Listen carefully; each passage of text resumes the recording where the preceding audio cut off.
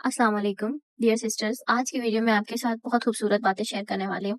کاش مجھے یہ باتیں کچھ سال پہلے معلوم ہوتی تو میں اپنی زندگی کے قیمتی دن، قیمتی لمحات جو ہے ان کو میں ضائع نہ کرتی۔ ہم میں سے بہت سے لوگ جو ہیں وہ رمضان، ذی الحج اور عام دنوں کو مطلب کچھ دن ایسے ہوتے ہیں جن میں ہمیں بہت زیادہ عبادت کرنے کی ضرورت ہوتی ہے، لیکن ہم ایسے ہی گزار دیتے ہیں۔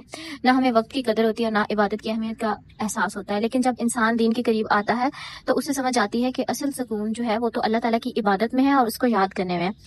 کچھ سال تک کچھ ٹائم پہلے تک میں بھی بالکل ایسی تھی۔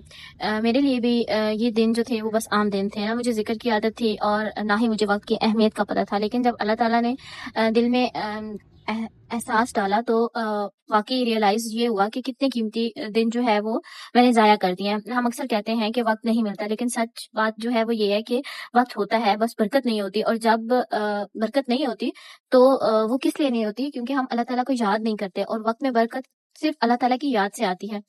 اس لیے سب سے پہلے آپ نے جو ہے نا ایک اسٹاپ لسٹ بنا لینی ہے، یعنی آپ نے وہ کام لکھنا ہے جو آپ کو چھوڑنے ہیں، ٹھیک ہے؟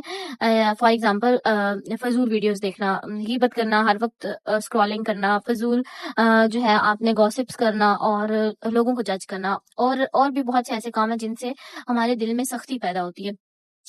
اکثر ایسا ہوتا ہے کہ ہم دن رات موبائل پہ اسکرولنگ کرتے گزار دیتے ہیں، لیکن نماز کے لیے ہمیں 5 منٹ بھی جو ہے وہ مشکل لگتے ہیں۔ یہی وہ چیزیں ہیں جن کو ہمیں بدلنے کی ضرورت ہے۔ پھر آپ نے کیا کرنا ہے، آپ نے ایک ٹو ڈو لسٹ بنا لینی ہے، ٹھیک ہے؟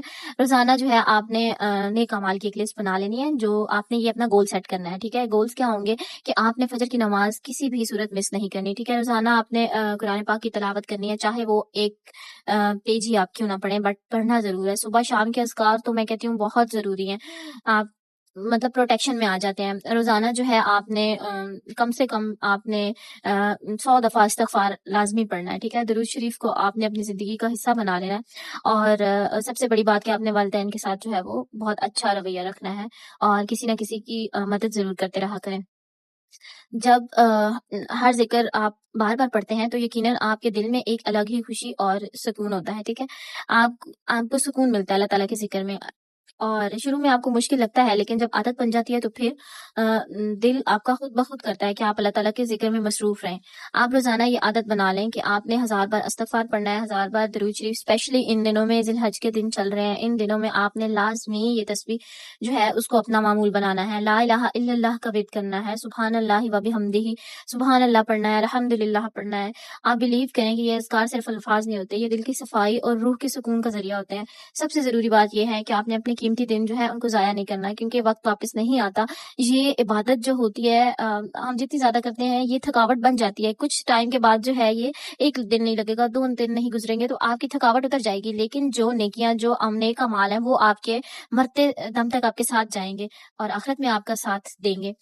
اور یہ جو دن آج شاید ہمارے پاس ہے، ہو سکتا ہے ہمارے پاس کل نہ ہو، اس لیے آج اللہ تعالیٰ کی طرف ایک قدم بڑھائیں اور چھوٹی چھوٹی نیکیاں شروع کریں۔ اللہ نیت دیکھتا ہے اور سچی نیت والے بندے کو کبھی بھی واپس نہیں خالی لوٹاتا۔ اللہ تعالیٰ ہم سب کو اپنے قیمتی دنوں کی قدر کرنے کی توفیق عطا فرمائے، نمازوں کی پابندی نصیب فرمائے اور ہمیں ہمیشہ اپنے ذکر میں مشغول رکھے، آمین یا رب العالمین۔ پلیز آپ کو